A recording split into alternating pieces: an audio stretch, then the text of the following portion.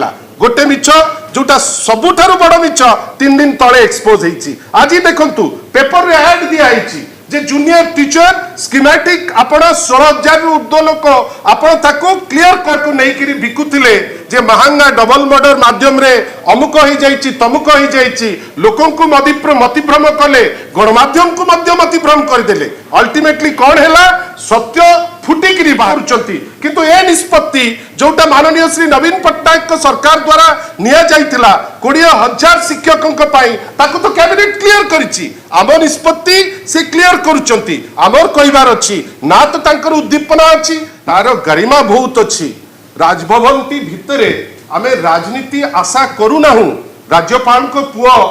से जाइकरी जड़े सरकारी कर्मचारी को जोता चटेइले तांको मारिले आमे थरे राज्यपाल को ना नहीं चुकी जड़े ना किछि ओडिसा पाई करिवार इच्छा अछि जोथि पाई आमे कहूचे जोठी आभिमुख्य नाही सेठी करिवे कोन। आमे स्पष्ट कहिछु आमे काहा को राजनीति को टाणु नाहु। राजभवन होची गोटे कॉन्स्टिट्यूशनल जगह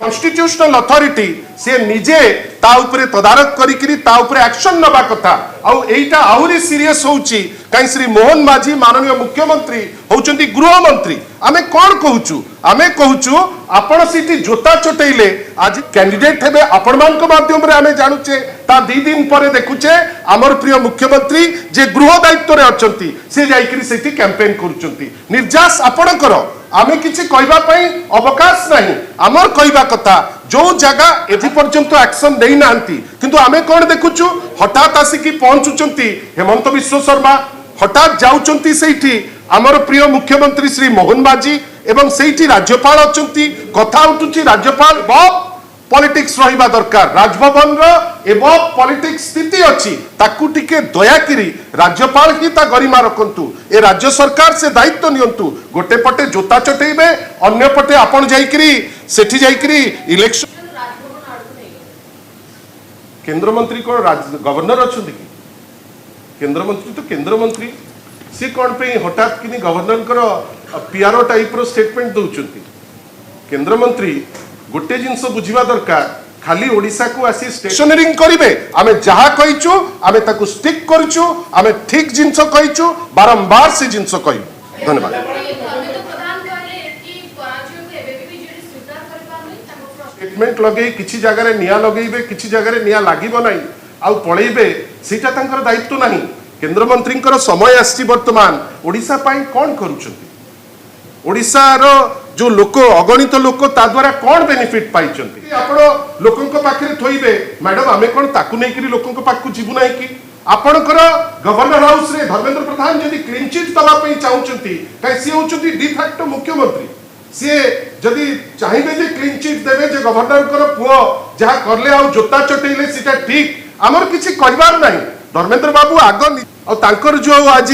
जो अभिव्यक्ति जे नाई कि आमे तो लीडर ऑफ अपोजिशन रो रोल ग्रेसफुली नहीं छे बिजू जनता दल तो अपोजिशन पार्टी रो रोल ग्रेसफुली नहीं छी किंतु आज आपण आमर निष्पत्ति को आपण ताकू कॉपी पेस्ट करिकरी जे जने ओडिया तापरे जने केंद्र मंत्री से भाबिबा दरकार गवर्नर हाउस को कई खुशी रे जाउ नांती गवर्नर हाउस जोटी भूल करूची सेही जगह रे आमे टिप्पणी दउचु मते लागुची श्री धर्मेंद्र प्रधान टिके व्याकुल अछंती किछि स्टेटमेंट दबा पाई हरियाणा रे तो निर्वाचन चलीची कोन जिंस आपण निज बळरे बळियान ही